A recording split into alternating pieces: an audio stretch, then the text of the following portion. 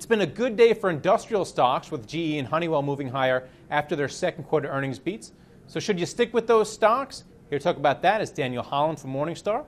Welcome, Daniel. And let's start off with GE. They beat by a penny on the bottom line, but they were down 4% on the top line.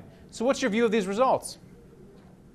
Well, I mean, when you kind of look at it, the revenue result was a little bit disappointing, but I think what you can take solace in as an investor looking at the long term is that you have a pretty solid order book now, along with a very strong backlog for GE. The fact that they were able to really push profit margins in the quarter really helps out the long-term thesis that there's going to be some good earnings growth going forward for GE. If you just kind of look across a portfolio and the things that the company is doing, the fact that they were able to achieve a better than expected result in the face of some revenue headwinds feels pretty good.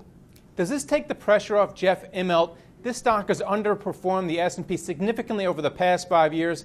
Does this buy him some time, even though there wasn't that much institutional pressure on him to kick him out of the top job, but people were looking askance at him?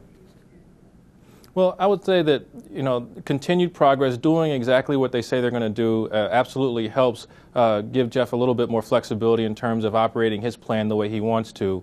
And I think that as you kind of look at it this way, Jeff has done a really good job of just managing the storm as it has been, or as he has over the last little bit now.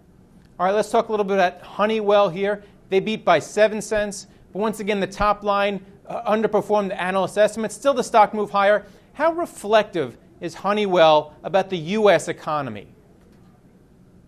Well, I think that, Honeywell is really just a good look at overall industrial activity and in particular the growth markets that they're involved in.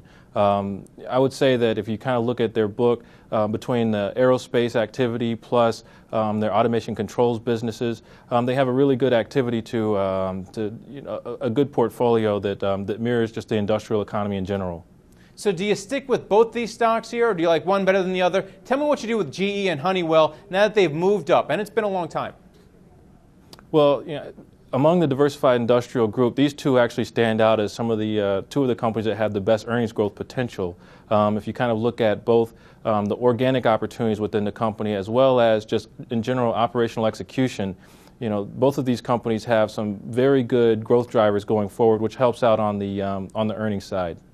Thanks a lot, Daniel. All right, take care.